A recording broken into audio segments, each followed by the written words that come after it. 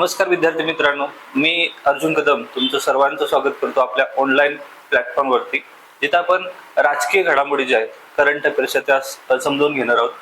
येणारी जी क्लार्कची मुख्य परीक्षा आहे आणि पुढच्या वर्षी 2024 ला जे आयोगाने वेळापत्रक जारी केलं त्याच्यामध्ये राजपत्रित आणि राजपत्रित परीक्षा यांच्यासाठी आवश्यक असणारा महत्वपूर्ण विषय जो आहे तो 15 मार्कासाठी चालू घडामोडी आहे. त्या निमित्तानं आज आपण जो भाग पाहणार आहोत तो आहे राजकीय घडामोडी. तर वेळ न घालवता सुरुवात करूया आजच्या सेशनला. राजकीय घडामोडी मित्रांनो, पहिली घडामोड आहे याच्यामध्ये की समान नागरी संहिता जी आहे, ज्याला आपण युनिफॉर्म सिव्हिल कोड मानतो, त्याच्या संदर्भात ही घडामोड दिसते आपल्याला. काय पाहूया घडामोड नेमकी काय. आता हे लक्षात घ्या की ह्या ज्या राजकीय घडामोडी आपण पाहणार आहोत ह्या जानेवारी 2023 पासून मार्च 2023 पर्यंत ज्या काही घडामोडी घडलेल्या आहेत राजकीयच्या अनुषंगानं त्या आपण पाहतोय. आणि त्याच्यामध्ये महत्वाची घडामोड आहे जी देशामध्ये सगळ्यात महत्वाची चर्चेला जाणारा प्रश्न आहे आणि येणाऱ्या लोकसभा याच्यासाठी चर्चित मुद्दा जो आहे तो समान नागरी संहिता युनिफॉर्म सिव्हिल कोड.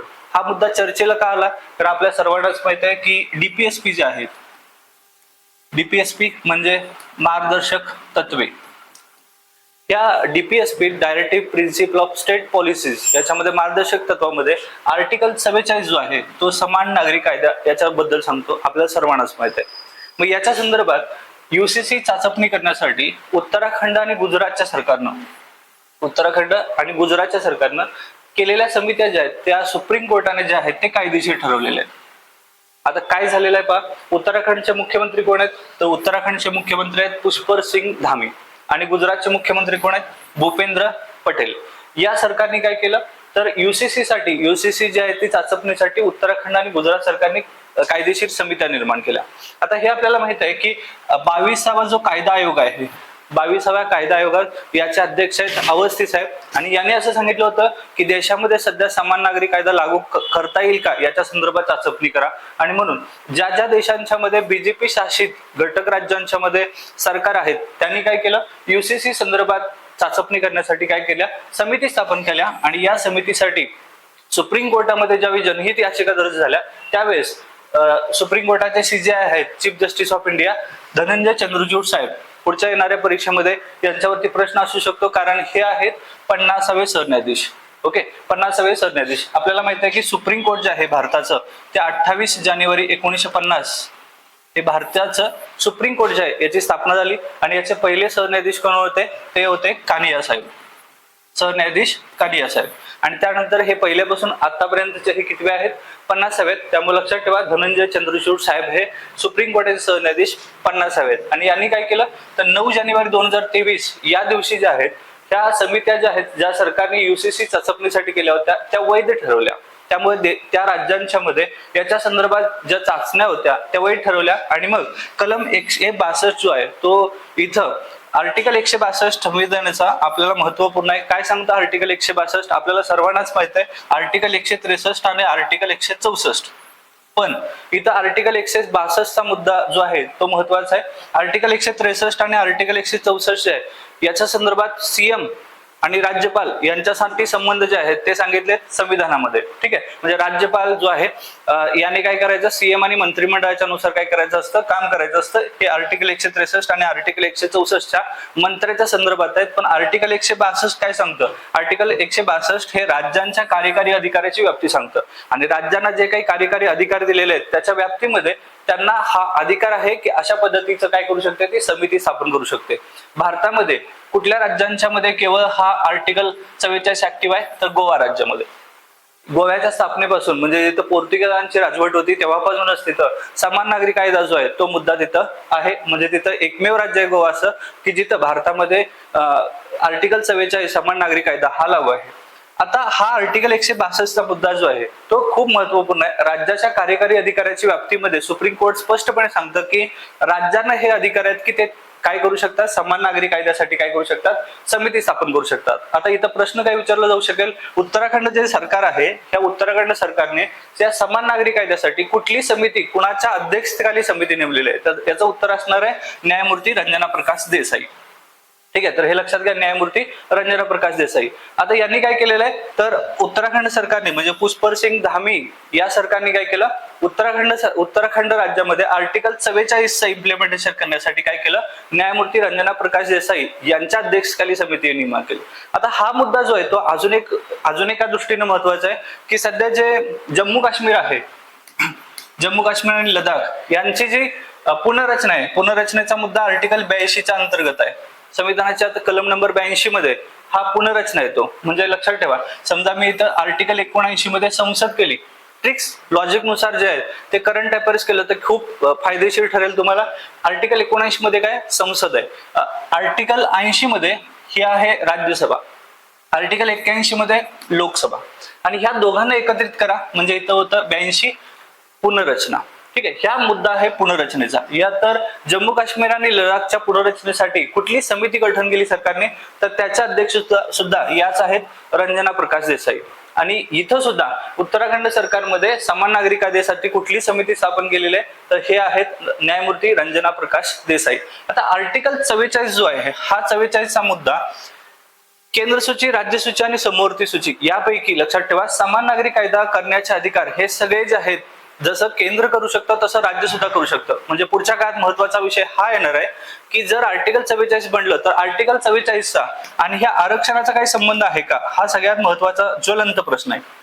याच्यावरती प्रत्येकांची वेगवेगळी मतमतांतर आहेत, पण आपल्याला संविधानाच्या अनुषंगाने आपल्याला हे समजून घ्यायला लागेल की आर्टिकल 44चा आणि या आरक्षणाचा अजिबात कोणताही संबंध नाहीये. याचं कारण काय, तर आर्टिकल 44 समान नागरी कायदा आहे, हे काय करतं, तर ह्या सगळ्यात महत्वाच्या गोष्टी ज्या आहेत त्यापैकी 4 गोष्टी हे खूप महत्वाच्या आहेत. त्यापैकी पहिली गोष्ट आहे हे विवाह. विवाह म्हणजे हे जे आर्टिकल 44 झालं भारतामध्ये, पूर्ण आर्टिकल 44 ऍक्टिव्ह झालं ते कशा संदर्भात असेल, विवाहासाठी. दुसरा आहे घटस्फोट, त्यानंतर तिसरं पोटगी म्हणजे ज्याला आपण मालमत्ता म्हणतोय. ठीक आहे, अशा संदर्भात हा कायदा असणार आहे, विवाह, घटस्फोट, पोटगी याच्या संदर्भात. म्हणजे जर आर्टिकल 44 भारतामध्ये सगळीकडे ऍक्टिव्ह झालं तर इथं असणारे जे पर्सनल लॉज असतील, मग ते हिंदू पर्सनल लॉज असतील, शरीयत पर्सनल लॉज असतील जे 1937 ला आहे, हे ख्रिश्चन पर्सनल लॉ आहे. इथं प्रत्येक धर्मांचे जे काही पर्सनल लॉज आहेत ते एकतर काय होतील, बंद होतील, सगळे नष्ट होतील, किंवा हे एकत्रीकरण होईल. म्हणजे जर हिंदूंच्यासाठी हिंदू मॅरेज ऍक्ट असेल, सेम इथल्या प्रत्येक धर्मासाठी सेम मॅरेज ऍक्ट असणार आहे. याचा फायदा जो आहे याचा फायदा होईल काही बाबतीमध्ये जे अल्पसंख्याक वर्ग आहेत, पिछड्या जाती जमाती आहेत भारतामध्ये. तुम्हाला आपल्याला सगळ्यांनाच माहिती आहे की अनुसूचित जाती, अनुसूचित जमाती यांचं कल्चरल जे आहे, संस्कृती वारसा हा पूर्णपणे वेगळा आहे भारतामध्ये. म्हणून तर भारत जो आहे तो एकतेमध्ये बंधुता स्थापन केलेला किंवा एकतेत बंधुता असणारे देश आहे. यांचे प्रत्येकांचे संस्कृती, कल्चर वेगळे असणार आहेत. आणि आर्टिकल 44 जर ऍक्टिव्ह केला आपण तर महत्वाचा प्रश्न हा होणार आहे की इथले असणारे विवाह, घटस्फोट, पोटगी यांच्या संदर्भात एकच कायदा होईल किंवा हे सगळे जे पर्सनल लॉज आहेत ते डिस्टर्ब होतील, म्हणजे ते नाहीसे होतील. आणि यामुळे मतमतांतर आहेत, त्यामुळे हा मुद्दा खूप चर्चेला जाणार आहे पुढच्या काळात. पण आर्टिकल 44 आणि आरक्षणाचा काही संबंध नाही, कारण संसदेनं हे भारताचं जे आरक्षण आहे, भारताचं आरक्षण म्हणजे काय, तर आर्टिकल हे जे आरक्षणाची तरतूद आहे आर्टिकल 330, आर्टिकल 331, आर्टिकल 332 याच्यामध्ये आणि आर्टिकल 334, या आर्टिकल 334 मध्ये संसदेने वेळोवेळी 10 वर्षासाठी आरक्षण वाढवलेलं होतं. म्हणजे बाबासाहेब आंबेडकरांनी हे जे आरक्षणाची तरतूद केली, या आरक्षणामध्ये 334 आर्टिकल मध्ये हे स्पष्ट नमूद आहे की हे आरक्षण 10 वर्षासाठी राहील. पण पुन्हा 10 वर्षासाठी म्हणजे 1950 पासून 60 पर्यंत राहिलं, 60च्या आधी घटना दुरुस्ती झाली आणि पुन्हा आरक्षण 10 वर्षासाठी वाढलं. असं ते 10 वर्ष वाढत हे आरक्षण जे आहे ते सध्या 2030 पर्यंत वाढलेलं आहे. ठीक आहे, म्हणजे 2030 पर्यंत सरकारने आरक्षण वाढवलेलं आहे. याच्यासाठी घटना दुरुस्ती केलेली आहे. आर्टिकल कुठला मुद्दा आहे हे स्पष्ट लक्षात ठेवा, आर्टिकल 334 चा मुद्दा आहे. म्हणजे घटनेमध्ये हे आरक्षण आता 80 वर्षापर्यंत राहील अशी तरतूद केलेली आहे. ठीक आहे, म्हणजे हे पुढं संसदेमध्ये कायदा करून आरक्षण वाढवता येतं आणि हे सरकारने आरक्षण वाढवलंय याचा अर्थ आर्टिकल 44 आणि आरक्षणाचा तसा काहीच संबंध नाहीये. आणि मग या सरकारने काय केलं, हे जे पर्सनल लॉज आहेत याचं एकत्रीकरण करावं म्हणून उत्तराखंड सरकारने ही समिती नेमली. आता अशी समिती स्थापन करणारं हे पहिलं राज्य आहे उत्तराखंड. सगळ्यात महत्वाचं स्टेटमेंट वाला हा जो क्वेश्चन आहे हा येऊ शकतो की उत्तराखंड सरकार जे आहे हे पहिलं असं सरकार आहे ज्याने अशा संदर्भात जे आहे ती काय केली, समिती स्थापन केली. आणि कलम 44 जे आहे ते समान नागरी कायदा, जसं आपण आताच बघितलं मार्गदर्शक तत्व, म्हणजे हे जे मार्गदर्शक तत्व आहेत आर्टिकल 44, बाबासाहेब आंबेडकर आणि जवाहरलाल नेहरू यांचं मत असं होतं की या भारतामध्ये आर्टिकल 44 जे आहे ते असायला पाहिजे. याच्या संदर्भात बाबासाहेब आंबेडकरांनी एक 1952च्या दरम्यान एक आणलं होतं आर्टिकल, कायदा आणला होता ज्याच्यामध्ये हिंदू कोड बिल जे आहे ते सगळ्यांना माहित असेल, हिंदू कोड बिल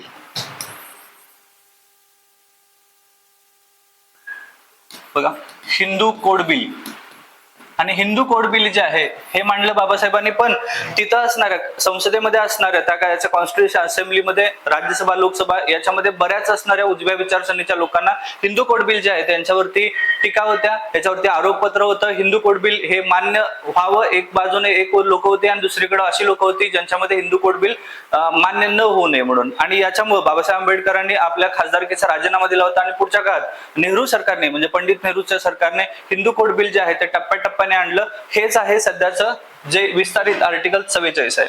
आणि हा जो आर्टिकल 44 आला तर विवाह, घटस्फोट आणि पोटगी अशा संदर्भात जे आहे, दत्तक आहे, मालमत्ता वाटणी याच्या संदर्भात सगळे जे लॉ आहेत ते एकत्र होतील, म्हणजे प्रत्येकाचे पर्सनल लॉ जे आहेत ते संपून जातील.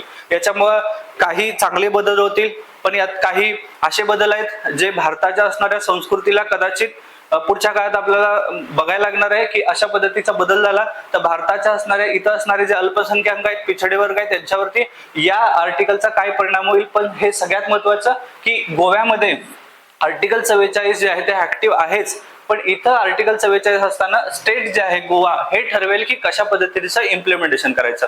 म्हणजे जर इथं आपण बघितलं, थोडं डिटेल सांगायचं झालं तर पुरुष जो आहे तो पुरुष 30 वर्षाचा असेल आणि स्त्री जर 25 वर्षाची असेल तर गोव्यामध्ये काय रूल आहे, तर पुरुष 30 आणि स्त्री जर 25 वर्षाची असेल आणि त्यांना जर अपत्य नसेल तर दुसरं लग्न करण्याची परवानगी इथल्या असणाऱ्या आर्टिकल 44 मध्ये गोवा सरकारला, तिथल्या असणाऱ्या लोकांना हा अधिकार आहे. म्हणजे याच्यामध्ये सुद्धा काय आहेत, याच्यामध्ये सुद्धा अपवाद आहेत. तर असे किती अपवाद आहेत हे पुढच्या काळात आपल्याला ठरवायला लागेल की हे जे आर्टिकल 44 झाल्यानंतर याच्यामध्ये काही नेमकं सुधारणा होते. तर यातले महत्वाचे मुद्दे जे आहेत ते एक्झाम पॉईंटच्या दृष्टीने बघा, समान नागरी कायद्यासाठी सुप्रीम कोर्टानं उत्तराखंड आणि गुजरात सरकारमध्ये जे काही समित्या निर्माण केल्या याला कायदेशीर मान्यता दिली. मान्यता देणारे सरन्यायाधीश कोण होते, धनंजय चंद्रचूड साहेब. हे कितवे सरन्यायाधीश आहेत, 50वे. पहिले सरन्यायाधीश कोण आहेत, तर कानिया साहेब. ओके. त्यानंतर उत्तराखंडचे मुख्यमंत्री पुष्कर सिंग धामी आणि गुजरातचे मुख्यमंत्री भूपेंद्र पटेल. आर्टिकल कुठला मुद्दा आहे, हा आर्टिकल 162 चा मुद्दा आहे, हे लक्षात घ्या. त्यानंतर कुठली समिती पहिल्यांदा स्थापन झाली भारतात, तर न्यायमूर्ती रंजना प्रकाश देसाई. ठीक आहे. तर पुढच्या मुद्द्याकडे आपण पाहूया. तर पुढचा एक महत्वाचा मुद्दा आहे जो पंचायत राज सिस्टीम आहे. म्हणजे आपल्याला माहिती आहे की इंडियन पॉलिटी जी आहे ही पॉलिटी प्लस पंचायत राज हे एकूण मिळून 10 मार्काला आहे सध्या. ठीक आहे, त्याची रेंज 10 मार्काला आहे. म्हणजे अखंड पॉलिटी प्लस पंचायत राज हे 10 मार्काला आहे. आणि त्यापैकी पंचायत राज मध्ये जे करंट रिलेटेड मुद्दे आहेत ते महत्वाचे आहेत. एक समजून घ्यायचं की 15 मार्काला प्रिलिम्सला चालू घडामोडी आहेत, पण मी असं मानतो की 15 मार्काला चालू घडामोडी प्लस 6 मार्क इकॉनॉमिक्सचे करंट रिलेटेड इकॉनॉमिक्स असतं, प्लस 2 ते 3 प्रश्न हे विज्ञान आणि तंत्रज्ञानाशी संबंधित असणारे चालू घडामोडी असतात. म्हणजे जवळपास त्याची रेंज 22 ते 25 मार्काला करंट अफेअर्स आहे. म्हणजे इथं अजिबात विचार हा नका करू की प्रिलिम्सला केवळ 15 मार्काला आहे आणि मेन्सला केवळ 10 मार्काला आहे. तर त्याची रेंज जर सगळी पेपर 2 ची मेन्सच्या आणि प्रिलिम्सची जर क्वेश्चन पेपर बघितला डिटेल तर आपल्याला हे दिसतं की 22 ते 25 मार्काला चालू घडामोडी विचारल्या जातात. म्हणजे याला आपण कोणत्या पद्धतीने पाहायला लागेल हे सगळ्यात महत्वाचं आहे. आणि म्हणून आपण थोडं डिटेल विश्लेषण पाहतोय आपल्या या प्लॅटफॉर्मवरती. केवळ आपण मुद्दे हे जे आहे ते स्पष्टपणे केवळ वाचून न दाखवता यांच्यामध्ये नेमकं काय आहे, यांच्यामध्ये डेप्थ काय हे पाहायला लागेल तरच आपल्याला मार्क्स मिळणार आहेत. नाहीतर प्रत्येक परीक्षेमध्ये 15 पैकी एक 7च मुद्दे परीक्षेला येतात, उरलेल्यांचा विचार केला जात नाही. त्यामुळं आपल्याला हे थोडं विस्तृत पद्धतीने बघायला लागेल. कारण 2024 हे सगळ्यात एक महत्वाचं असं वर्ष आहे जिथं ऑब्जेक्टिव्ह टाईपची राजपत्रित परीक्षा ही लास्ट होणार आहे आणि गट ब आणि गट क साठी हा सगळ्यात मोठा गोल्डन चान्स असू शकतो. त्यामुळं गेल्या काही वर्षामध्ये ज्या चुका केल्या आपण चालू घडामोडी समजून घ्यायला, या पुढच्या काळामध्ये होऊ नये याच्यासाठी आपण ह्या सगळ्या डिटेल स्वरूपात पाहणार आहे आणि विथ लॉजिक आणि ट्रिक्स. चला सुरुवात करूया. पुढची घडामोड जी आहे, जालना जो जिल्हा आहे महाराष्ट्रामध्ये, तर त्या जालना जिल्ह्यामध्ये जालना महानगरपालिका याला परवानगी मिळाली. हे लक्षात ठेवा, जालना जी आहे ती 29वी महानगरपालिका म्हणून मान्यता मिळाली. आता 29वी महानगरपालिका, आता याच्या संदर्भात काय काय मुद्दे आहे. मुळात पहिला हा जालना आयोगाने भूगोलाच्या संदर्भात तुम्हाला गेल्या काही वर्षामध्ये जालना जिल्ह्याच्या अवतीभोवती, परभणी जिल्ह्याच्या अवतीभोवती क्लॉकवाईज अँटी क्लॉकवाईज असे असणारे जे जिल्हे आहेत असे सांगा, अशा संदर्भात प्रश्न आलेले आहेत. हा जालना जिल्ह्याबद्दल पहिला समजावून घेऊ की महाराष्ट्रामध्ये बियाणांची पंढरी असं म्हटलं जातं, स्टील हब आहे आणि मोसंबी उत्पादक जिल्हा जो आहे तो जालना आहे. आता सध्या जे आहे मराठा आरक्षण सुरू आहे. या मराठा आरक्षणाच्या संदर्भात एक सगळ्यात महत्वाचं आंदोलन चाललं होतं, ते आंतरवलाटी सराटी या गावामध्ये हा प्रश्न येऊ शकतो बरं का. आंतरवलाटी सराटी हा कुठल्या जिल्ह्यात आहे, तर जालना जिल्ह्यामध्ये. आणि ह्याचे जे आहेत मनोज जरांगे पाटील हे नेतृत्वाखाली आंतरवलाटी सराटीमध्ये आंदोलन चालू होतं, जे घटनात्मकरित्या कायदेशीर मार्गाने शांतपणे चालणारं आंदोलन, त्याच्यावरती सरकारने लाठीचार्ज केला आणि तिथून त्या आंदोलनाला जे आहे ते बलकाठी मिळाली. आणि सध्या हे मराठा समाजाचं आंदोलन जे आहे ते ओबीसी या सगळ्या याच्यासाठी सुरू आहे की आरक्षणाच्या संदर्भात पुढच्या काही चालू घडामोडीमध्ये मराठ्यांना आरक्षण जर मिळायचं असेल तर संविधानात्मक तरतूद काय, कोणत्या पद्धतीने मराठ्यांना आरक्षण मिळू शकतं, संसदेमध्ये काय याच्या संदर्भात कुठल्या आर्टिकलमध्ये चेंजेस केले, कुठल्या शेड्यूलमध्ये टाकल्यानंतर मराठ्यांना आरक्षण मिळणार आहे, याच्यावरती डिटेल आपण एक सेशन बनवणार आहोत, तिथं आपण डिटेल पाहूया. सध्या तरी आंतरवलाटी सराटी जे आहे गाव ते जे आहे ते जालना जिल्ह्यात आहे. हे जालना नगर परिषदेचं रूपांतर महानगरपालिकेमध्ये केलेलं आहे. लक्षात ठेवा, आयोग आपल्याला जे प्रश्न विचारतं त्याच्यामध्ये आपल्याला कन्फ्युज काय करतं. जालना नगर परिषद होती, ती नगरपालिका नाहीये, नगर परिषद आहे आणि नगर परिषदेचं रूपांतर महानगरपालिकेमध्ये झालंय. आणि कितवी, 29वी, हे लक्षात घ्या, 29वी महानगरपालिका आहे. आता जालनाचं पूर्वीचं नाव काय, तर जानकीपूर आहे. जालनावरून जानकीपूर जे आहे हे लक्षात येतं आपल्याला. स्थापना करण्यासाठी किमान लोकसंख्या किती असावी, 3 लाख असायला पाहिजे, 3 लाख असायला पाहिजे. आणि हे जालनाची आधीची लोकसंख्या जर बघितली ह्याला मान्यता देण्याच्या आधी, तर जवळपास 2.30 लाख एवढी लोकसंख्या होती तिथं. म्हणजे नगर परिषदेची लोकसंख्या 2.30 लाख एवढी होती. आणि त्यामुळं 3 लाख जे आहे ती लोकसंख्या निर्धारित झाल्यानंतर सरकारने काय केलं, महानगरपालिका तिथे स्थापन केली. आता याच्यावरती महत्वाचे मुद्दे कुठले आहेत, तर एक्झाम ओरिएंटेड 29वी महानगरपालिका कुठली आहे, 28वी महानगरपालिका कोणती आहे, 27वी महानगरपालिका कोणती आहे, 26वी महानगरपालिका कोणती आहे आणि 25वी आणि 24वी महानगरपालिका कोणती आहे. म्हणजे आपल्याला लक्षात ठेवण्यासाठी केवळ हाच मुद्दा जो आहे तो महत्वाचा नसून इथं असणारे 24, 25, 26, 27, 28, 29 महानगरपालिका कोणत्या आहेत क्रमाने सांगा, अशा पद्धतीचे प्रश्न पंचायत राज सिस्टीमवरती बनवू शकतात. मग आपण सुरुवात करू, 24वी महानगरपालिका कोणती आहे, तर 24वी महानगरपालिका कुठली आहे, चंद्रपूर आहे. त्यानंतर 25वी महानगरपालिका कुठली आहे, परभणी आहे, परभणी. त्यानंतर 26वी महानगरपालिका लातूर आहे. त्यानंतर 27वी कुठली आहे, पनवेल आहे. त्यानंतर 28 मध्ये गेल्या वेळेस इचलकरंजी महानगरपालिकाचा दर्जा मिळाला, ही नगरपालिका होती. आणि ही जालना जी आहे ती काय आहे, नगर परिषद आहे आणि तिला महानगरपालिकाचा दर्जा मिळालेला आहे. यासाठी ट्रिक्स जर केल्या आपण, तर इथं लॉजिक आणि ट्रिकच्या सहाय्यानं जे आहे ते आपण केलं तर डाटा जो आहे तो फिक्स लक्षात राहतो. आणि जर एकदा जर तुम्ही काम केलं तर त्याच डाट्याला अपडेट करत पुढे जायचं आहे. म्हणजे फार काही नवीन जे आहे ती चर्चा करायची नाही, फक्त अपडेट करत राहायचं आणि हे जे आहे पुढच्या परीक्षा देत राहायचं. याच्यासाठी ट्रिक्स आपण काय केले बघा, चपला पण इजा. आपण असं न करता थोडं अजून त्यात सुधारणा करू. आपण असं करू की इथं लिहितोय मी, चपला पण उचल जा. ठीक आहे, चपला पण उचल जा. आपण असं करूया, चपला पण उचल जा. जर अभ्यास व्यवस्थितरित्या ट्रॅक न, योग्य मार्गदर्शनानं, योग्य पुस्तक रेफरन्स न घेता जर केलं तर आपली सोय जी आहे, आपली गत जी आहे ती चपराशी बदलून होत जाईल आणि आपल्याला घरोघरी जे आहे ते टोमणे मारले जातात आपल्या लायकीवरून वगैरे. त्यामुळे आपल्याला हेच एक ट्रिक्स बघूया, चपला पण उचल जा. आता हे काय बघा, हे जे आहे ते 24 पासून सुरू करायचं. 24 तास अभ्यास करणं असं पण म्हणू. 24 च काय आहे तर चंद्रपूर आहे 24व. ओके, त्यानंतर प काय आहे तर प आहे परभणी 25व. त्यानंतर ला काय आहे, लातूर आहे, लातूर. चपला झालं. त्यानंतर पण जे आहे ते एक वाक्य आहे, पण म्हणजे पनवेल आहे. त्यानंतर बघा इचल आहे. जर तुम्ही इचलकरंजी मँचेस्टर आहे महाराष्ट्राचं, तर त्याचं नाव जे आहे त्याचं जर इतिहास बघितला तर अशा 3 प्रकारची 4-5 प्रकारची ज्या वाड्या होत्या त्यांनी तयार झालेले इचलकरंजी. म्हणजे याचं प्रोनाउन्सिएशन जर बघितलं तर इचल, उचल, रंजी असे ते 3 वाड्या आहेत, यांची एकत्रित झाली इचलकरंजी. म्हणून याचा एक अपभ्रंश घेतलाय, इचल म्हणजे उचल. ओके, आणि जा म्हणजे जालना. ठीक आहे, तर चपला पण उचल जा. काय करायचंय? 24वी महानगरपालिका च फॉर चंद्रपूर, 25वी महानगरपालिका प फॉर परभणी, 26वी महानगरपालिका ला फॉर लातूर, 27वी महानगरपालिका पन फॉर पनवेल, 28वी महानगरपालिका उचल फॉर इचलकरंजी आणि 29वी महानगरपालिका जालना. तर हे फिक्स लक्षात ठेवायचं, चपला पण उचल जा. आता एक चूक आपण काय करतो, चपला उचल जा असं करतो, यातलं पण राहून जातं. पण राहिलं की लक्षात घ्या 27व जे आहे ते 27व ड्रॉप झालं, याचा अर्थ ही महानगरपालिका तुमच्या 28व येणार. त्यामुळे ट्रिक्स करताना एकदा जर ट्रिक्स केलं तर त्याच्यामध्ये पूर्णरित्या डिटेल जे आहे ते लक्षात ठेवायचं, चपला पण उचल जा. ओके, ठीक आहे. तर देशातील पहिली महानगरपालिका, इतिहासाच्या संदर्भानं प्रश्न जे आहे तिथं, देशातील पहिली महानगरपालिका आहे मद्रास. लक्षात ठेवा, देशातील पहिली महानगरपालिका मद्रास 1668 साली. त्यानंतर राज्यातील पहिली महानगरपालिका तर ही आहे मुंबई 1888. तर यात कन्फ्युज होऊ नका, राज्यातली म्हटली तर काय करायचंय, मुंबई. राज्यातली कुठली? मुंबई. ही किती आहे बघा, 1888.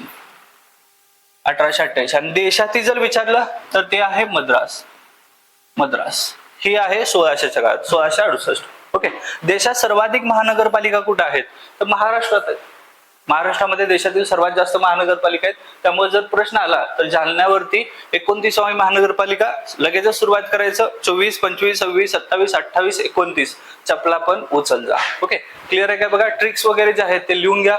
आणि जर तुम्ही याच्यावरती ज्या डाट्यावरती काम केलं, त्या ट्रिक्स लक्षात ठेवल्या, तर पुढे जाऊन इयरबुक असू दे किंवा कुठल्याही परिक्रमा घ्या, कुठल्याही गोष्टी घ्या ज्या तुम्ही चालू घडामोडीसाठी वाचायला लागल्यात, याच्यावरती फक्त ही ट्रिक्स आठवली की ते पूर्ण सॉर्ट आउट मुद्दे होतात. फक्त हे लक्षात ठेवा, आंतरवलाटी सारटीगाव, त्यानंतर जालनाचं पूर्वीचे नाव जालकीपूर आणि बियाणीची पंढरी स्टील हब, अशा संदर्भात प्रश्न जे आहेत ते जिओग्राफीशी बनू शकतात. ठीक आहे, चला पुढे जाऊया. राष्ट्रीय पक्षाचा दर्जा आहे.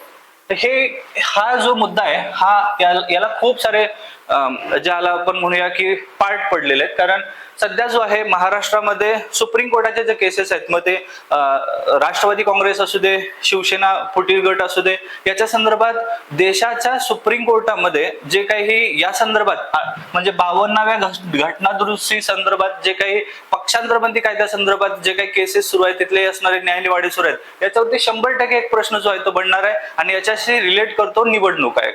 म्हणजे हे निवडणूक आयोग, राष्ट्रपती, इथं असणारा पक्षांतरबंदी कायदा, देशातला पक्षांतरबंदी कायदा नेमका काय सांगतो, आणि याच्यामध्ये असणाऱ्या ज्या केसेस आहेत त्या केसेसचा अभ्यास आपण ज्यावेळेस इंडियन पॉलिटिक्सचा डिटेल अभ्यास करू तर तिथं ते मुद्दे येतील. हे लक्षात घ्या की चालू घडामोडीचा जो अभ्यास करताना प्रत्येक विषयाच्या समरूप तुम्हाला जे आहे ते समांतर जाऊन त्या चालू घडामोडीचा अभ्यास करताना विषयातील मांडणी जे आहे ती करायला लागेल, तरच हे क्वेश्चन सुटणार आहेत. नाहीतर हे केवळ त्याचे हेडलाईन्स घेऊन जर तुम्ही वाचत बसला तर अजिबात तुम्हाला क्वेश्चन सुटतील याची खात्री देता येत नाही. कारण आयोग जो आहे तो अलीकडे डिटेल क्वेश्चन जे आहेत, अंतर्गत उपकलम, पोटकलम, याच्यावरती क्वेश्चन विचारायला लागलाय. म्हणजे आपण मगाशी बघितलं आर्टिकल 162 चा मुद्दा जो होता तिथं आपण चर्चा केली. म्हणजे आपण 163 आणि 164 वाचतो, पण आयोग 162 विचारतं. मग आयोगाने 162 का विचारले, तर त्याचा रेफरन्स हा चालू घडामोडी असतो.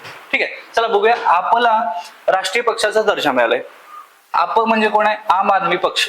ठीक आहे, आम आदमी पक्ष याला काय केलेलं आहे, राष्ट्रीय पक्षाचा दर्जा जो आहे तो निवडणूक आयोगाने दिलाय, भारतीय निवडणूक आयोग.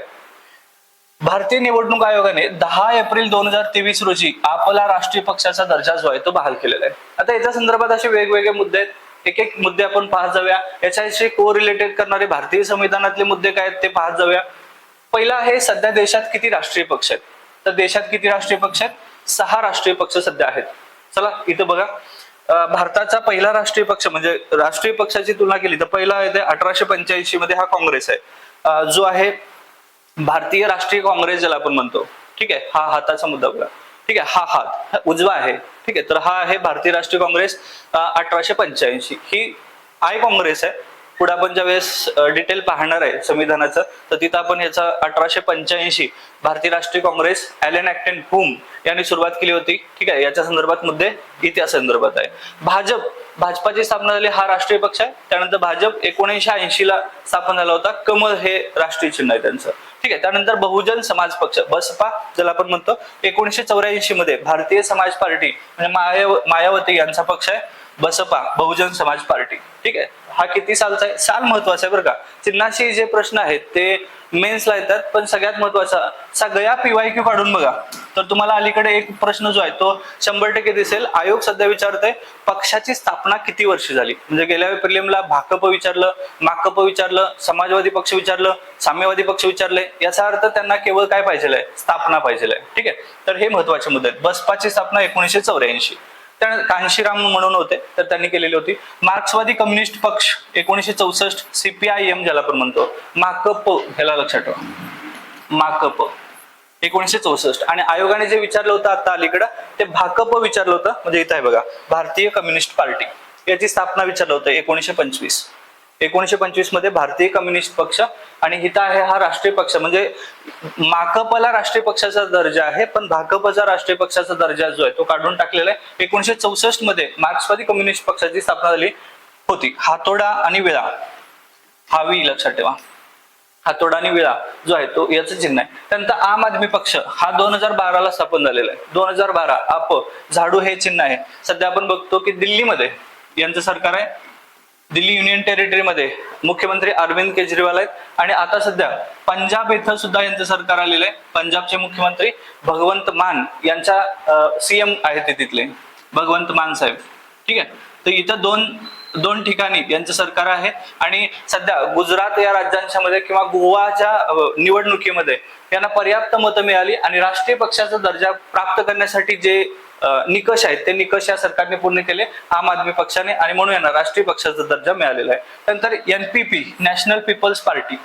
ठीक आहे, तर हे लक्षात ठेवा, NPP. कर्नाड संगमा जे आहेत हे यांचे मुख्य आहेत. 2013 ला हा पक्ष स्थापन झालेला आहे. 2013 कर्नाड संगमा. ओके, तर हे लक्षात ठेवा. आम आदमी पक्ष हा आहे 2012 ला. त्यानंतर मार्क्सवादी म्हटलं 1964, माकप 1964, बहुजन समाज पक्ष 1984, आणि भाजपा जो आहे तो 1980. जर चर्चा आपण केली तर एकूण किती आहे ते राष्ट्रीय पक्ष 6 आहेत. त्यातले मुख्य 2 बघा, ज्याला आपण सध्या BJP आणि काँग्रेस हे म्हटलं. त्यानंतर बसपा आहे, त्यानंतर माकप आहे, आम आदमी पक्ष आणि NPP, असे जे 6 आहेत, त्या 6 राष्ट्रीय पक्ष जे आहेत यांचा राष्ट्रीय पक्षाचा दर्जा आहे. पण 2023 मध्ये याच वेळेस भारतीय निवडणूक आयोगाने खालील राष्ट्रीय पक्षाचा दर्जा काढून टाकला. असे किती पक्ष आहेत ज्यांचा राष्ट्रीय पक्षाचा दर्जा काढून टाकलाय? तर 3 पक्ष आहेत. एक आहे राष्ट्रवादी काँग्रेस पार्टी, म्हणजे ज्याला आपण NCP म्हणतोय, इथं मी लिहितोय NCP, राष्ट्रवादी काँग्रेस पक्ष, याचा राष्ट्रीयचा दर्जा जो आहे, राष्ट्रीय पक्षाचा दर्जा काढून टाकला. दुसरा आहे भारतीय कम्युनिस्ट पार्टी, म्हणजे भाकप, 1925 ला स्थापन झाला होता, याच्यावरती PYQ होता, याचाही दर्जा काढून टाकलाय. आणि तृणमूल काँग्रेस, म्हणजे तृणमूल काँग्रेस हा आहे ममता बॅनर्जींचा पक्ष. ठीक आहे, तर हा किती साली स्थापन झाला होता? 1998 ला. लक्षात ठेवा, हा 1998 ला आहे, NCP 1999 ला आहे, आणि भाकप 1925 ला आहे. याची स्थापना वर्षावरती प्रश्न येतो. या 3 पक्षाचा जो आहे तो राष्ट्रीय दर्जा जो आहे तो पक्षाचा काढून टाकलेला आहे. तर ह्या महत्वाच्या हेडलाईन्स होत्या. आपला राष्ट्रीय पक्षाचा दर्जा दिला गेला, आणि एकूण मिळून हा 6वा राष्ट्रीय पक्ष झाला, आणि 3 पक्षाचा राष्ट्रीय पक्षाचा दर्जा काढून टाकला. यामधले पहिला आहे, लक्षात ठेवा, पक्ष लक्षात जरी राहिला नसेल तर त्यांचे पक्ष प्रमुख लक्षात ठेवा. म्हणजे शरद पवार लक्षात ठेवा, NCP क्लिअर होईल. त्यानंतर ममता बॅनर्जी लक्षात ठेवा, तृणमूल काँग्रेस क्लिअर होईल. आणि तिसरा पक्ष कुठला आहे? तर हा आहे भाकप, भारतीय कम्युनिस्ट पार्टी. ठीक आहे, तर हे मुद्दे जे आहेत ते पुढच्या एक्झाम ओरिएंटेड आहेत. गेल्या वर्षी जी झालेली प्रिलिम्स आहे याच्यावरती प्रश्न आलेला होता राज्यपालाच्या संदर्भात. महाराष्ट्राचे राज्यपाल रमेश बैस यांच्यावरती क्वेश्चन होता. यावेळेस सुद्धा रमेश बैस यांच्यावरती क्वेश्चन असण्याची शक्यता आहे. कारण इथं असणारे जे पक्षाच्या संदर्भात जे काही निर्णय व्हायला लागले त्याच्या संदर्भात रमेश बैस किंवा यांच्याशी कोरिलेट करणारे मुद्दे जे आहेत अजूनही खूप चर्चित आहेत, आणि त्यामुळे रमेश बैस हे गव्हर्नर आहेत महाराष्ट्राचे, तर यांच्यावरती जो आहे तो प्रश्न असू शकतो. त्यामुळे पुन्हा एकदा आपण रमेश बैस यांच्याबद्दल समजून घेणार आहे. बघा, रमेश बैस आहेत आणि हे शपथ घ्यायला लागलेत. आता हे मुख्यमंत्री आहेत आणि शपथ घेताना हा फोटो आहे. म्हणजे इथं संविधानाचे काही मुद्दे जे आहेत ते चर्चेला येतात. पाहूया. महाराष्ट्राचे नवीन राज्यपाल म्हणून रमेश बैस यांची निवड. महाराष्ट्राचे कितवे राज्यपाल आहेत? तर 23वे राज्यपाल आहेत. 23वे राज्यपाल, आणि 18 फेब्रुवारी 2023 या रोजी त्यांची नेमणूक झालेली आहे. जन्म यांचा 2 ऑगस्ट 1947. हा मुद्दा जो आहे तो खूप महत्वपूर्ण आहे, कारण बघा, भारताच्या स्वातंत्र्याच्या पूर्वी त्यांचा जन्म झालेला आहे. म्हणजे जर आता आपण बघितलं, भारताचे पंतप्रधान घ्या, भारताचे उपराष्ट्रपती घ्या, त्यानंतर भारताचे राष्ट्रपती घ्या, या सर्वांच्या जन्माच्या संदर्भात एक महत्वपूर्ण आहे की हे सगळेजण जे आहेत ते भारतीय स्वातंत्र्यानंतर जन्माला आलेत. म्हणजे जर प्रश्न आला असा आला की भारतीय स्वातंत्र्यानंतर जन्मलेले भारताचे पहिले पंतप्रधान कोण, तर नरेंद्र मोदी असतील. भारतीय स्वातंत्र्यानंतर जन्मलेले भारताचे पहिले उपराष्ट्रपती कोण, तर ते व्यंकय्या नायडू असतील. ठीक आहे, ते जे मी म्हणतोय ते थोडं पॉज करून ऐका, तुम्हाला माझं म्हणणं जे आहे ते समजेल. म्हणजे असे मुद्दे जर आले तर आपण काय करतो, देशाचे पहिले उपराष्ट्रपती आणि देशाचे पहिले पंतप्रधान असं लिहितोय. पण आयोगाला काय म्हणायचं असतं, आयोगाला हे म्हणायचं असतं की असे कोणते उपराष्ट्रपती आहेत जे स्वातंत्र्यानंतर जन्मले, ते आहेत व्यंकय्या नायडू. आणि आताचे उपराष्ट्रपती कोण आहेत, धनखड साहेब. ठीक आहे, तर अशा पद्धतीचे प्रश्न जे आहेत ते थोडे आयोग आपल्याला ट्रिकी वाटेल असं विचारलेलं आहे. आणि त्यामुळं अशाच पद्धतीने आपण डिटेल विश्लेषण पाहणार आहे. म्हणजे सर्वसाधारण प्रश्नाला तर तो यायलाच पाहिजे, पण जरा डिफिकल्ट लेवलला जाऊन जर आयोगाने प्रश्न विचारला तरी सुद्धा तो आपल्याला आला पाहिजे. ठीक आहे, 2 ऑगस्ट 1947 75 वर्षाचा आहेत. म्हणजे 1947 भारताला 75 वर्ष स्वातंत्र्याला कंप्लीट झालेले. म्हणजे 75 वर्षाचे हेही आहेत. स्वातंत्र्याआधी मध्य प्रदेश म्हणजे सध्याचं छत्तीसगड इथं आहेत. शपथ यांना कोणी दिली, तर राजभवनामध्ये दरबार हॉलमध्ये मुंबईमध्ये शपथ घेतलेली आहे त्यांनी. आता इथं इंडियन पॉलिटिक्सशी संदर्भित प्रश्न आहे की राज्यपालांची शपथ जी आहे ती घटनात्मक आहे का, आणि इथं काय काय मुद्दे जे आहेत ते संविधानाच्या अनुषंगाने येतात ते पाहूया. बघा, जी शपथ आहे ही शपथ भारतीय राज्यघटनेच्या कुठल्या अनुसूचीमध्ये येते, ठीक आहे, हा महत्वाचा मुद्दा. तर 3ऱ्या अनुसूचीमध्ये येते. नंबर 3री अनुसूची शपथेच्या संदर्भात आहे. पण अपवाद एक्सेप्शन आहे त्यांच्यामध्ये. असे किती लोक आहेत ज्यांची शपथ ही या 3ऱ्या अनुसूचीमध्ये येत नाही, तर हे 3 जण लक्षात ठेवा. कोण आहेत, पहिले आहेत राष्ट्रपती, दुसरे आहेत उपराष्ट्रपती आणि तिसरे आहेत राज्यपाल. तर हे 3 जण.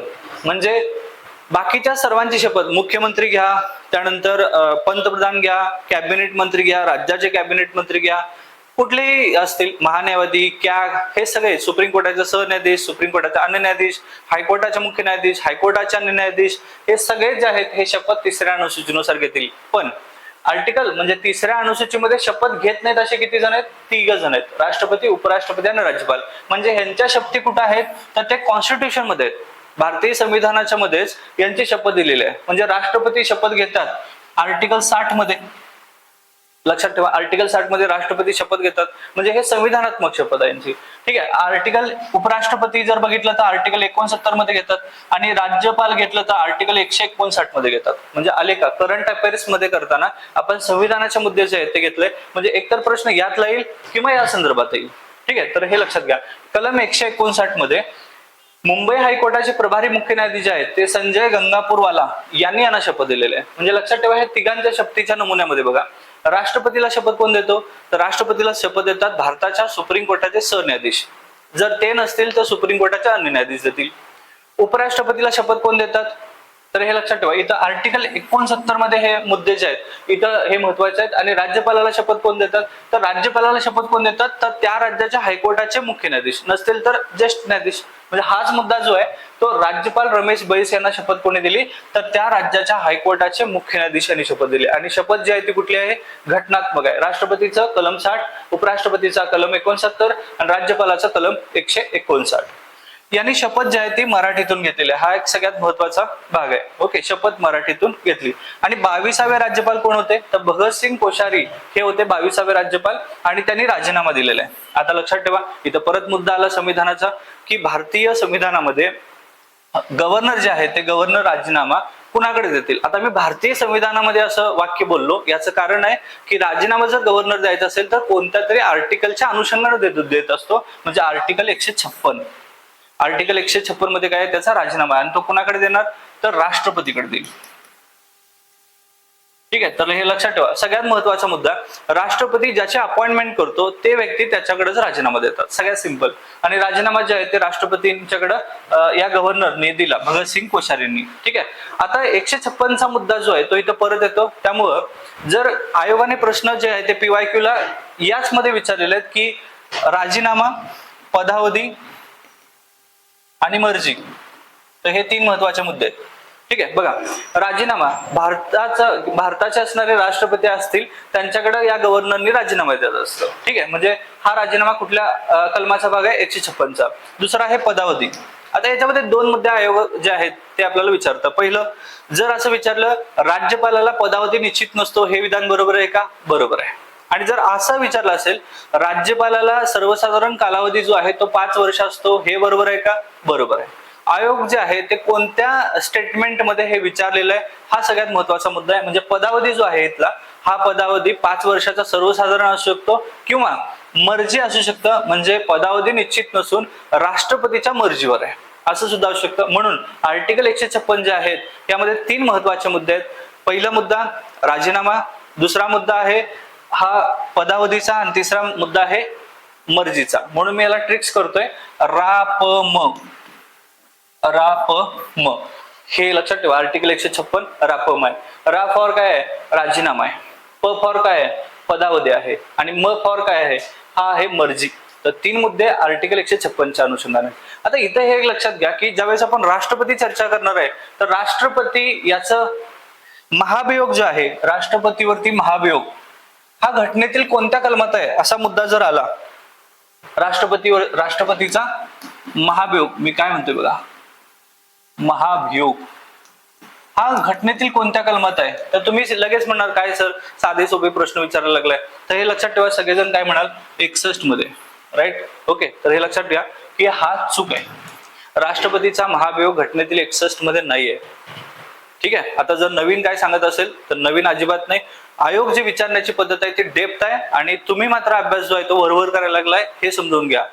राष्ट्रपतीचा महाभियोग नाही हा 61 मध्ये, तर राष्ट्रपतीची महाभियोगाची पद्धत आहे इथं. महाभियोग नाही हा पद्धत आहे 61 मध्ये. आणि महाभियोग कुठे आहे? तर आर्टिकल 56 मध्ये आहे. ओपन करा कॉन्स्टिट्यूशन आणि बघा, आर्टिकल 56 मध्ये महाभियोग सांगितलेला आहे. म्हणजे आपण समजून घ्यालोय, आणि ऍक्च्युली याच्यामध्ये जमीन आसमानचा फरक आहे. आणि म्हणून आयोग सतत आपल्याला बघत असते की हा विद्यार्थी अभ्यास कशा अनुषंगाने केलेला आहे. म्हणजे संविधानाचे प्रश्न पीवायक्यू मध्ये रिपीट आहेत, जरूर रिपीट आहेत, पण त्याची व्याप्ती जी आहे ते खूप डिटेल आहे. आर्टिकल 56 मध्ये 3 गोष्टी सांगितलेल्या आहेत राष्ट्रपती संदर्भात. एक आहे रापम, परत रापम आहे. म्हणजे 156 मध्ये रापम आहे आणि इथं 56 मध्ये सुद्धा रापम आहे. आता काय नेमका संदर्भ आहे हा थोडा बघा. रा जो आहे तो राजीनामा आहे. हा कुणाचा राजीनामा आहे? राष्ट्रपतीचा. राष्ट्रपती राजीनामा देतील. दुसरा आहे प म्हणजे पदावधी. राष्ट्रपतीचा पदावधी किती आहे? 5 वर्ष. आणि म जो आहे तो मर्जी असू शकत नाही, कारण राष्ट्रपती कुणाच्या मर्जीवर नाही. तर इथं काय आहे? महाभियोग आहे. समजते? म्हणजे महाभियोग सांगितले. हा महाभियोग घटनेतील 56 मध्ये आहे. असे खूप मुद्दे आहेत ज्याला आपल्याला वाटतं की याच्यामध्ये आहे, पण खरंच तो त्याच्यामध्ये आहे का? नाहीये. फॉर एक्झाम्पल, धनविधेयक घटनेतील कोणत्या कलमात आहे? आपण लगेच म्हणतो की 110 मध्ये. लक्षात ठेवा, 110 मध्ये धनविधेयक नाहीये. धनविधेयकाची व्याख्या 110 मध्ये आणि धनविधेयक 109 मध्ये. समजते? म्हणजे आपण जे करायला लागलोय ते बरोबर आहे. आपल्याला कधीतरी हे विस्तृत पद्धतीने जे आहे ते अभ्यास करण्याची गरज आलेली आहे, कारण आपल्याकडे आता करा नाहीतर मरा अशी सिच्युएशन येऊन झालेली आहे. ठीक आहे, त्यामुळे हे लक्षात ठेवा. रापम लक्षात ठेवा, राजीनामा, पदावधी आणि म फॉर महाभियोग 56 मध्ये. तोच जो आहे हा पॅटर्न इकडे आहे. राजीनामा, पदावधी, महाभियोग नाही. राज्यपालाला महाभियोग लावू शकत नाही कारण तो मर्जीवर आहे, म्हणजे इथं मर्जी आहे. समजलं? हा राष्ट्रपती आणि हा राज्यपालाचा मुद्दा. बघा, आता परत येऊया आपण इथं रमेश बैस यांच्याकडं. हे ट्रिक्स लक्षात ठेवा, रापम लिहून घ्या. आणि हे कितवे आहेत? तर 23वे आहेत. 23वे. ओके. महाराष्ट्राचे पहिले राज्यपाल. आता जर असं विचारलं क्वेश्चन तर कन्फ्युज होतो आपण. जसं की आयोगाने गेल्या विचारलं होतं, महाराष्ट्राच्या विधिमंडळाला 50 वर्ष कधी पूर्ण झाली? आपण काय केलं? 1960, 70, 80, 90, 2000, 2010. उत्तर निघलं आमचं 2010. आणि आयोगाने काय उत्तर दिलं? आयोगाने उत्तर तिसरंच दिलं, कारण आयोगाने विधिमंडळाचं विचारलं होतं त्यावेळी त्यांची सुरुवात 1937 पासून होती. 1937, मग 37, 47, 57, 67, 77 आणि 87. उत्तर आयोगाचं होतं 1987. म्हणजे आयोग जे विचारायला लागले ते आपण समजून घेणार. आणि म्हणून इथं महत्वाचा हा प्रश्न आहे की आयोग नेमकं काय विचारायचा प्रयत्न, कुठला तरी असा अँगल आणून ठेवेल जो तुम्हाला असं वाटेल की हेचं उत्तर हेच आहे. फॉर एक्झाम्पल, महाराष्ट्राचे पहिले राज्यपाल कोण आहेत? आपण म्हणू श्रीप्रकाश. नाहीये. श्रीप्रकाश जे आहेत ते स्वतंत्र महाराष्ट्राचे पहिले राज्यपाल आहेत, जे 1956 ते 1962 मध्ये होते. म्हणजे मुंबई द्विभाषिक राज्याचे पहिले राज्यपाल कोण? श्रीप्रकाश. स्वतंत्र महाराष्ट्राचे पहिले राज्यपाल कोण? श्रीप्रकाश. पण जर त्याने असं विचारलं महाराष्ट्राचे पहिले राज्यपाल आणि ऑप्शन मध्ये जर राजा सर महाराज सिंग असं असेल तर ते उत्तर बरोबर येईल. लक्षात येते? राजा सर महाराज सिंग 1948 ते 1952 याच्यामध्ये काय होते? राज्यपाल होते आणि स्वतंत्र महाराष्ट्राचे पहिले राज्यपाल आहेत श्रीप्रकाश. एकदा प्रकाश पाडून घ्या डोक्यात की श्रीप्रकाश कधी येतात आणि राजा महाराज सिंग कधी येतात. त्यानंतर महाराष्ट्राची पहिली महिला राज्यपाल कोण आहे? आतापर्यंत एकमेव झाल्या महिला राज्यपाल. ठीक आहे, आपल्या राज्याला एकही महिला मुख्यमंत्री आजपर्यंत लाभलेले नाही आणि एकमेव महिला राज्यपाल लाभलेले आहे त्या आहेत राज्यपाल विजयालक्ष्मी पंडित. हे लक्षात ठेवून राज्यपाल विजयालक्ष्मी पंडित यांच्यावरती बरेच प्रश्न संविधानाच्या अनुषंगाने विचारलेले आहेत. 1962 ते 1964 पर्यंत त्यांचा कार्यकाल होता. ठीक आहे, तर हे आहेत महाराष्ट्राच्या एकमेव महिला राज्यपाल. त्यानंतर महाराष्ट्रामध्ये सर्वाधिक काळ राज्यपाल कुणाचं राहिलेलं आहे? म्हणजे सर्वाधिक काळ राज्यपाल म्हणून कोणी राहिले इथं? तर पीसी अलेक्झांडर आहेत. यांच्यावरती पण प्रश्न येऊन गेला पीवायक्यूला. पीसी अलेक्झांडर 10 वर्ष सलग हे महाराष्ट्राचे राज्यपाल होते. ठीक आहे, तर अशी कुठली कुठली राज्य आहेत बघा जिथं सध्या म्हणजे सध्या ती राज्य आणि तिथं असणारे जे काय कार्यकारी सत्ता यांच्यामध्ये संघर्ष सुरू आहे. फॉर एक्झाम्पल सांगतो,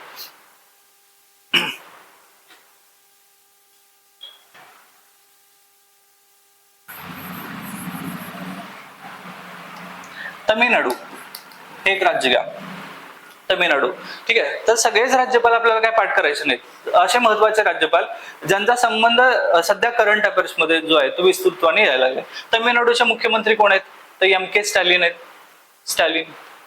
आणि यांनी काय केलं? स्टॅलिन यांनी तिथं असणारे विधानसभा जे आहेत ते विधानसभेमध्ये 25 विधेयकं पास केली आणि ही कुणाकडे दिली? तर तिथलं असणाऱ्या राज्यपालांच्याकडे दिली. राज्यपालांच्याकडे. आणि राज्यपालांनी काय केलं? तर ती विधेयकं नकार देऊन परत पाठवली. आता तुम्ही हे मुद्दे लक्षात घ्या. आर्टिकल 163 चा मुद्दा आणि आर्टिकल 164 चा मुद्दे. राज्यपालाला सहाय्याने सल्ला देण्यासाठी मुख्यमंत्रीच्या नेतृत्वाखाली एक मंत्रिमंडळ असतं आणि त्याच्या अनुषंगाने तो कारभार पाहत असतो राज्यपाल.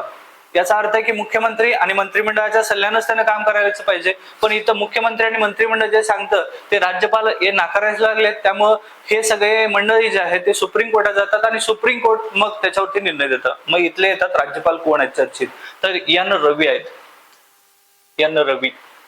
समजतंय? म्हणजे असे भारतामध्ये, महाराष्ट्रामध्ये किंवा अशा काही राज्यांच्या मध्ये असे कोणते राज्यपाल आहेत जे सध्या चर्चित आहेत? तर हे जे आहे त्याच्यावरती प्रश्न बनू शकतात. म्हणून हे जे राज्यपाल आहेत यांची नावं करताना लक्षात ठेवा असे काही मुद्दे जे आहेत याच्यावरती तुम्हाला फोकस करायला लागेल. आणि सध्या सत्ता संघर्ष महाराष्ट्रामध्ये सुरू आहे आणि तिथं सगळ्यात महत्वाचं राज्यपाल हे पद महत्वाचं आहे. सुप्रीम कोर्टाने सुद्धा निर्देश देताना ह्या असणाऱ्या भगतसिंग कोश्यारींचा मुद्दा घेतला होता की यांनी जे निर्णय घेतले होते ते चुकीचे होते. आणि हे कितवे होते राज्यपाल? तर 22वे राज्यपाल आहेत. 23वे राज्यपाल कोण आहेत? रमेश बैस आहेत. ठीक आहे, तर हे महत्वाची कंटेंट आहे, हे समजून घ्या.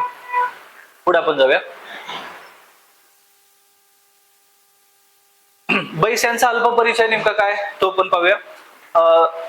रमेश बैस यांच्या अल्प परिचयामध्ये हे आधी जे आहेत म्हणजे करंट अफेअर्स मध्ये प्रश्न जर आपण बघितले तर कुठल्या कुठल्या राज्याचे हे राज्यपाल राहिलेले आहेत हे मुद्दे जे आहेत पुढच्या परीक्षेमध्ये येऊ शकतात. महाराष्ट्राचे सध्या आहेत 18 फेब्रुवारीला आलेत. लक्षात ठेवा. काय करूया आपण? 14 फेब्रुवारी हा एक दिवस आहे जो कुणालाच विसरता येत नाही. 14 फेब्रुवारी त्याच्यामध्ये 4 दिवस ऍड करा. 15, 16, 17, 18 फेब्रुवारी. लक्षात ठेवा एखादं तारीख पाठ करताना ती तारीख लक्षात ठेवायची आहे म्हणून ती अजिबात होणार नाही. ती तारीख लक्षात ठेवण्यासाठी काही ट्रिक्स लॉजिक बनवा. म्हणजे 14 फेब्रुवारी त्यांना अपॉइंटमेंट केली पण 4 दिवसानंतर ते आले असं समजावून घेऊ आपण. 18 फेब्रुवारी 2023 रोजी महाराष्ट्राचे 23वे राज्यपाल झालेले आहेत. त्याच्या आधी ते कुठे होते? झारखंड होते. झारखंडमध्ये ते 10वे राज्यपाल होते. तिथं सुद्धा त्यांचा वादग्रस्त निर्णय आहे. पुढच्या काळात आपण त्याच्यावरती सुद्धा चर्चा करूया. राज्यपाल कितवे होते? 10वे राज्यपाल होते. ठीक आहे. आणि त्रिपुराचे राज्यपाल होते 18वे. मग आपण असं म्हणू एखादी गोष्ट जी आहे ती पटकन जात असेल तर मराठीमध्ये आपण काय म्हणतो? झाम करून जा. काय कर? झाम करून जा. झाम करून जा म्हणजे झा फॉर झारखंड आहे आणि म फॉर काय? महाराष्ट्र आहे. मग झारखंडचे कितवे आहेत? 10वे आणि महाराष्ट्राचे 23वे. लक्षात ठेवा. आणि हा आहे त्रिपुरा. त्रिपुरा म्हणजे लक्षात ठेवा त्रिपुऱ्यावरून झाम करून जा महाराष्ट्राला म्हणायचं. झाम करून जा. झा फॉर झारखंड आहे, म फॉर महाराष्ट्र आहे. ठीक आहे. म्हणजे हे तुम्हाला कुठल्या कुठल्या राज्यांच्या मध्ये त्यांनी राज्यपाल म्हणून काम केलेलं आहे त्याच्यावरती प्रश्न बनू शकतो. आता भारताचे असणारे राष्ट्रपती आणि महाराष्ट्राचे असणारे राज्यपाल याने कारकिर्दीला सुरुवात नगरसेवक म्हणून केलेली आहे. हा एक मुद्दा जो आहे तो संयुक्तिक आहे. म्हणजे प्रथम रायपूर मधून महानगरपालिकेमध्ये नगरसेवक होते. म्हणजे बघा, नगरसेवक वरून ते मोठ्या पदावरती पोहोचलेत राज्यपालपदी. त्यानंतर 1980 ते 85 काळामध्ये मध्य प्रदेशचे विधान परिषदेचे सदस्य होते. विधान परिषदेमध्ये आता सध्या मध्य प्रदेशला विधान परिषद नाहीये. याचा अर्थ विधान परिषदाला भारतातील किती राज्यांना विधान परिषद आहेत तर लक्षात ठेवा 6. ठीक आहे, 6 राज्यांना विधान परिषद आहेत. मग कुठल्या कुठल्या तर महाराष्ट्र आहे, कर्नाटक आहे, त्यानंतर बिहार आहे, त्यानंतर युपी आहे, त्यानंतर आंध्र प्रदेश आहे आणि तेलंगणा आहे. हे बघा इथं मुद्दे आले चर्चेला. म्हणजे करंट अफेअर्स करताना तर बघा राष्ट्रपती जे आहेत भारताच्या द्रौपदी मुर्मू यांनी सुद्धा नगरसेवक म्हणून काम केलेलं होतं आणि ते आता राष्ट्रपती आहेत. आणि महाराष्ट्राचे जे राज्यपाल आहेत यांनी मध्य प्रदेशमध्ये विधान परिषदेचे सदस्य होते. पण मग इथं मुद्दा येतो विधान परिषदेचा. मग सध्या भारतात किती राज्यांच्या मध्ये विधान परिषदा, ज्याला आपण म्हणतो कॉन्स्टिट्यूशन लेजिस्लेटिव्ह काउन्सिल, ह्या कुठं आहेत बघा. तर ह्या आहेत महाराष्ट्र, कर्नाटक, बिहार, उत्तर प्रदेश, आंध्र प्रदेश आणि तेलंगणा. जर लक्षात ठेवायसाठी जर बघितलं तर महाराष्ट्र आणि कर्नाटक अतिशय शांत असणारी राज्य, म्हणजे कधी दंगाधोपा नाही, कुठेही महाराष्ट्र कर्नाटक मध्ये आपण सत्ता संघर्ष किंवा तोडफोड करत नाही, अशी 2 राज्य. समजते मी काय म्हणतोय, महाराष्ट्र आणि कर्नाटक. दुसरा बिहार आणि उत्तर प्रदेश, जिथं एवढं विकास आहे की तिथले लोक काय येतात महाराष्ट्रात कामाला येतात. तर हे 2 राज्य बिहार आणि उत्तर प्रदेश. आणि त्यानंतर आंध्र प्रदेश पासून तेलंगणा अलग झाला. म्हणजे हे दोन आणि हे 2 या 6 राज्यांच्या मध्ये विधान परिषद आहेत आणि ह्या विधान परिषदेचे हे सदस्य होते. पुढचा आहे 1989 मध्ये रायपूर 9व्या लोकसभेचे सदस्य होते. 9वी लोकसभा किती साली बघा 1989. म्हणजे जवळपास यांनी किती लोकसभा लढवल्या, 7 लोकसभा लढवल्यात आणि एकाही लोकसभेला यांचा पराभव नाही आहे. म्हणजे विचार करा, यांना असं म्हटलं जातं, पुढच्या काळात एक हा मुद्दा आहे बघा, एकही निवडणूक न हरवलेला नेता मातब्बर राजकारणी आहे. म्हणजे जवळपास बघितलं 1989 ला त्यावेळेस भारताचे पंतप्रधान व्हीपी सिंग होते, वीरभद्र प्रताप सिंग, ज्यांनी ओबीसीच्या आरक्षणाचा मुद्दा चर्चेला आणला होता. 1996 ला इथं होते HD देवेगौडा साहेब. त्यानंतर 1998 मध्ये अटल बिहारी वाजपेयी साहेब होते. 1999 मध्ये परत एकदा अटल बिहारी वाजपेयी साहेब आले. त्यानंतर 2004 मध्ये सत्तांतर झालं होतं, इथं काँग्रेस सत्तेवरती आली होती. त्यानंतर 2009 मध्ये सुद्धा काँग्रेस सत्तेवरती आली होती आणि 2014 मध्ये बीजेपी सत्तेवर आली.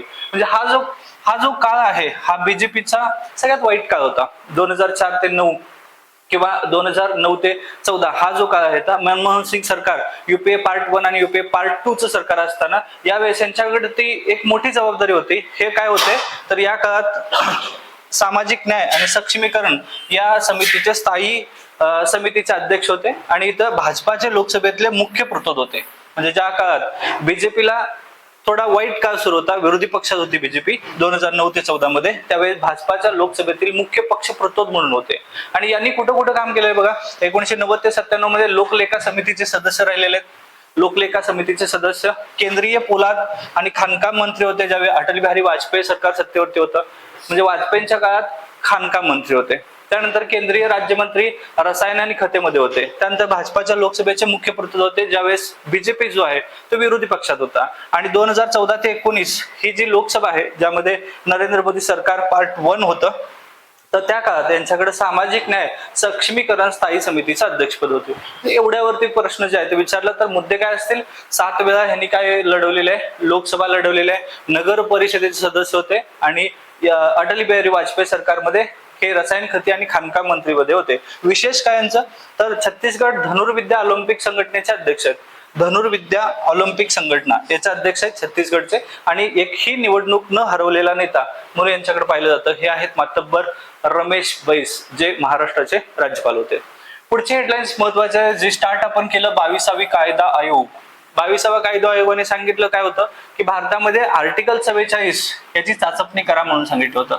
आणि याच मुद्द्यावरती आपण पहिली कंटेंट जी आहे ती पाहिली होती की गुजरात आणि उत्तराखंड सरकारने ह्या चाचपणी केल्या. आता हे मुद्दे महत्वाचे की 22वा कायदा आयोगाचे अध्यक्ष कोण आहेत, तर हे बघा सध्याचे कायदा आयोगाचे अध्यक्ष आहेत ऋतुराज अवस्थी साहेब. यांनी सांगितलं होतं ऋतुराज अवस्थी यांनी 1 नोव्हेंबर 2022 मध्ये या पदावरती आले कायदा आयोग. आता ह्याच्या संदर्भात काय जाणून घेऊ. प्रधानमंत्री मोदी यांच्या अध्यक्षतेखाली केंद्रीय मंत्रिमंडळाने 23 फेब्रुवारी 2023 रोजी यांना मान्यता दिली कायदा आयोगाला. हा मुद्दा काय आहे तर 22वा जो कायदा आयोग आहे ज्याचे अध्यक्ष ऋतुराज अवस्थेत. म्हणजे सध्या आपण असं म्हणू ट्रिक्स भारताची ही अवस्था आर्टिकल 44 करा. तर भारतामध्ये प्रत्येक म्हणजे 130-35 करोडचा 142 करोडचा देश आहे. त्याच्यामध्ये जर विचारलं आर्टिकल 44 आणि आरक्षणाचा काही संबंध आहे का तर ते म्हणतं होय संबंध आहे.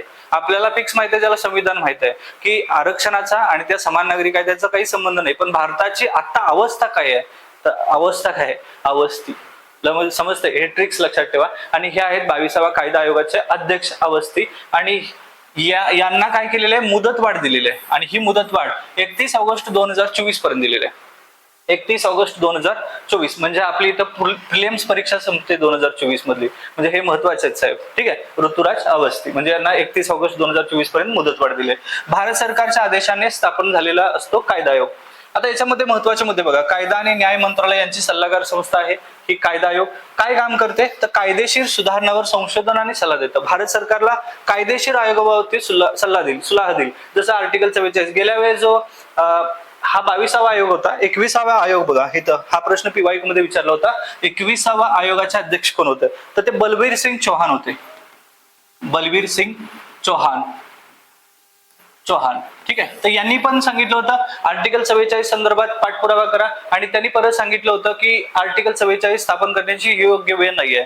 सेम आता ह्यांनी पण सांगतात की ऋतुराज अवस्थी 22वे कायदा आयोगाचे अध्यक्ष. सध्या देशामध्ये आर्टिकल 44 जे आहे ते इम्प्लिमेंटेशन होतं याची चाचपणी करा. त्यामुळे हे ऋतुराज अवस्थी जे आहेत ते महत्वाचे आहे. आता इथं इतिहास संदर्भात प्रश्न आहेत की पहिला आयोग जो आहे कायदा आयोग लॉ कमिशन 1834 साली कुणाच्या अध्यक्षतेखाली होतं लॉर्ड मेकॉले.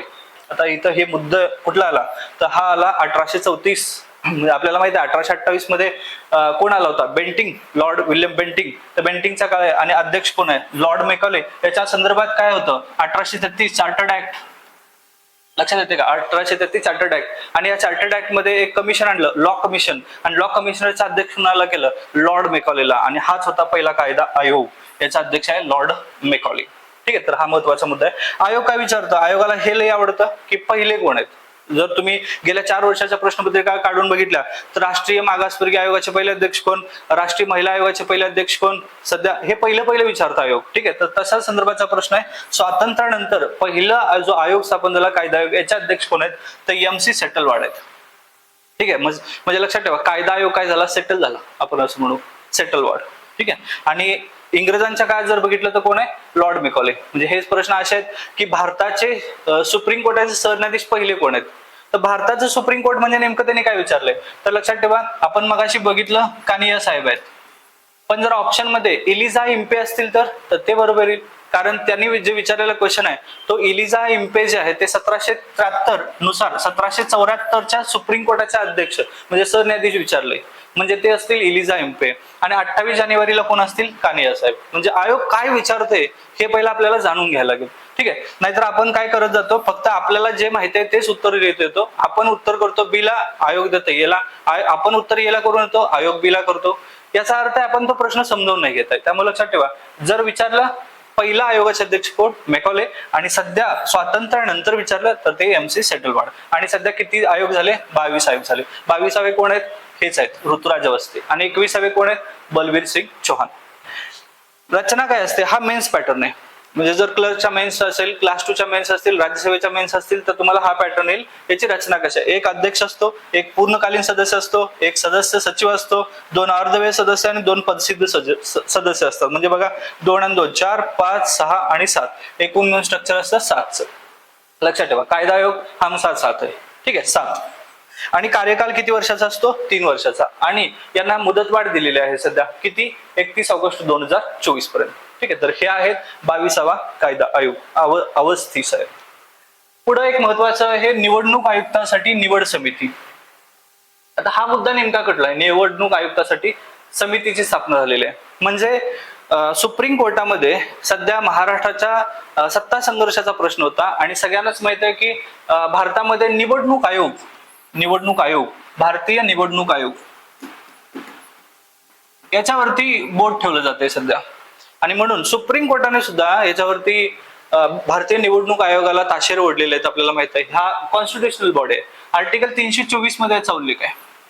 काय आहे बघा मुद्दा, सर्वोच्च न्यायालयानं काय केलं, 2 मार्च 2023 रोजी मुख्य निवडणूक आयुक्त आणि अन्य निवडणूक आयुक्त यांच्या नियुक्तीबाबत 2015च्या जनहित याचिका एक दर्ज झाली होती, याच्यावरती निर्णय दिला. म्हणजे मुख्य निवडणूक आयुक्त आणि अन्य निवडणूक आयुक्त यांची नेमणूक कशी व्हावी याच्या संदर्भात काहीच घटनात्मक मुद्दे नाही आहेत. म्हणजे लक्षात ठेवा, राष्ट्रपती यांची निवड करतो किंवा नेमणूक करतो एवढाच मुद्दा आहे. म्हणजे 2015 साली एक जनहित याचिका झाली होती आणि त्याच्यावरती निर्णय घेताना यावेळेस सुप्रीम कोर्टाने जे आहेत निर्णय काय दिला, तर निवडणूक आयुक्त आणि इतर निवडणूक आयुक्त यांची नेमणूक राष्ट्रपती करतील, शिफारस पीएम आणि मंत्रिमंडळ करत होता. नियुक्तीची पद्धत काय घटनेत नाहीये, घटनेत कुठलीही नाहीये नियुक्तीची पद्धत. समिती स्थापन, त्रिस्तरीय समिती स्थापन करा असं सुप्रीम कोर्टाने जे आहे ते आदेश दिले. सुप्रीम कोर्टाने सांगितलं की इथून पुढे निवडणूक आयुक्त किंवा इतर निवडणूक आयुक्त जर तुम्हाला नेमणूक करायची असेल तर समिती स्थापन करा आणि ती त्रिस्तरीय समिती असली पाहिजे. आणि त्या त्रिस्तरीय समितीमध्ये कोण पाहिजे, तर एक असेल पंतप्रधान, भारताचे पंतप्रधान असतील, दुसरे असतील लोकसभेचे विरोधी पक्षनेते, ठीक आहे, आणि तिसरे असतील सरन्यायाधीश. म्हणजे लक्षात ठेवा, स्वतः ज्युडिशियल सिस्टीम यात इन्क्लुडेड आहे. आणि हा मुद्दा भारताच्या घटनापीठाने दिला आणि याचे अध्यक्ष होते न्यायमूर्ती जोसेफ साहेब. खंडपीठ होतं 3 सदस्यांचं, अजय रस्तोगी, बोस रॉय आणि रवी कुमार, 5 सदस्यांचं खंडपीठ आहे. घटनापीठ आणि खंडपीठ आपण याच्यावरती परत समजावून घेऊ नंतर. पण 5 सदस्याचा खंडपीठाने निर्णय काय दिला की पुढच्या काळात जर मुख्य निवडणूक आयुक्त आणि अन्य निवडणूक आयुक्त जर तुम्हाला नेमणूक करायचं असेल तर त्रिस्तरीय समिती बनवली जाईल. आणि याच्यामध्ये कोण असेल, पीएम, लोकसभा विरोधी पक्षनेता आणि सरन्यायाधीश असतील. म्हणजे स्वतः चीफ जस्टिस किंवा एक चीफ जस्टिस ह्याच्यामध्ये हे आहेत. याचा अर्थ आहे की पुढच्या काळात निवडणूक आयुक्त कोण होणार हे कोण ठरवणार, 3-2 ज्याचं महत्व आहे त्याला, कारण बहुमताचा निर्णय आहे. पण तर बघा काय नेमकं चाललंय इथं. सुप्रीम कोर्टाने काय सांगितलं की जर तुम्हाला भारतीय निवडणूक आयोगाला निवडणूक आयुक्त किंवा इतर निवडणूक आयुक्त जर ठरवायचं असेल तर पुढच्या काळात त्रिस्तरीय समिती गठन केली जाईल. याच्यामध्ये स्वतः पंतप्रधान असतील, लोकसभेचे विरोधी पक्षनेते आणि सरन्यायाधीश. म्हणजे ज्युडिशियल सिस्टीम यात आली. याचा अर्थ गोंधळ होणार आहे. म्हणजे पुढचा निवडणूक आयुक्त नियुक्त करताना 3-2 बहुमत जे आहे ते लागणार आहे आणि याच्यामुळं वास्तव कार्यकारी सत्तेला जे आहे ते ठेस पोहोचणार. म्हणून काय केलं, तर मोदी साहेबांनी इथे एक मस्तपैकी चाल खेळली. त्या चालीचं नाव काय आहे, तर लक्षात ठेवा, इथे एक मुख्य निवडणूक आयुक्त राज्यसभेमध्ये विधेयक आणलं गेलं राज्यसभेत. आणि राज्यसभेत एक विधेयक आणलं 1991चा जो कायदा होता त्या कायद्यामध्ये बदल करण्यासाठी विधेयक आणलं. हे विधेयक कायदा मंत्री अर्जुन मेघवाल यांनी आणलं गेलं. मेघवाल. आणि हा कायदा काय सांगतो, सुप्रीम कोर्टाने जे निर्देश दिले या सरकारला की त्रिस्तरीय समिती बनवा, कारण मुख्य निवडणूक आयुक्त आणि इतर निवडणूक आयुक्त यांची पद्धत जी आहे ती घटनेत नसल्यामुळं जोपर्यंत अशी पद्धत येत नाही तोपर्यंत हा रूल जो आहे तो लागू करा असं म्हटलं. हा रूल जर लागू केला तर गोंधळ होणार आहे, कारण याच्यामध्ये सरन्यायाधीश आहे. त्यामुळं राज्यसभेमध्ये लगेच तातडीने सरकारने कायदा आणला. अर्जुन मेघवाल या कायदा मंत्र्यांनी काय केलं, एक आर्टिकल कायदा आणला आणि याच्यामध्ये त्रिस्तरीय समिती जी आहे तीच बनवली. यांची त्रिस्तरीय समिती नेमकी काय बघा, तर सुप्रीम कोर्टाच्या निर्देशानुसार पंतप्रधान जे आहेत त्या त्रिस्तरीय समितीमध्ये असणारच, म्हणजे पीएम असणारच, दुसरं लोकसभेचे विरोधी पक्षनेते असणारच. पण इथं जो मुद्दे आहे सुप्रीम कोर्टाने सरन्यायाधीशांना स्वतः ठेवलं होतं, इथं मात्र चेंजेस केले या कायद्यामध्ये. आणि इथं कोण आणलं, पीएम एका केंद्रीय कॅबिनेट मंत्री जो आहे याला इथं बसवतील. म्हणजे सरन्यायाधीशांना काढून टाकलं आणि पीएमच्या केंद्रीय कॅबिनेट एक मंत्री जे आहे ज्याचा सल्ला पीएम देतील. म्हणजे पीएम सांगतील एका केंद्रीय कॅबिनेटला की तुम्ही इथं जावा त्रिस्तरीय समिती. म्हणजे आता इथं काय होणार आहे, 3-2 ही मेजॉरिटी राहणार. मग मला सांगा, मुख्य निवडणूक आयुक्त आणि इतर निवडणूक आयुक्ताला चॉईस करायचं असेल तर 3-2 पैकी स्वतः पीएम एका बाजूने असतील आणि त्यांचा मंत्री पण त्यांच्याच बाजूने असेल. लोकसभेचा विरोधी पक्षनेता, फॉर एक्झाम्पल आता लोकसभेचे विरोधी पक्षनेते कोण आहेत, मल्लिकार्जुन खरगे.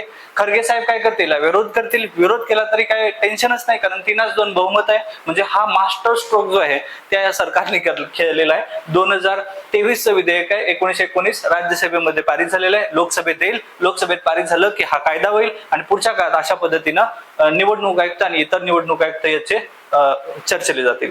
याच्यामध्ये मुद्दे बघा, सध्या निवडणूक आयुक्त कोण आहेत, तर सध्या निवडणूक आयुक्त आहेत राजीव कुमार, 25वे मुख्य निवडणूक आयुक्त आहेत राजीव कुमार.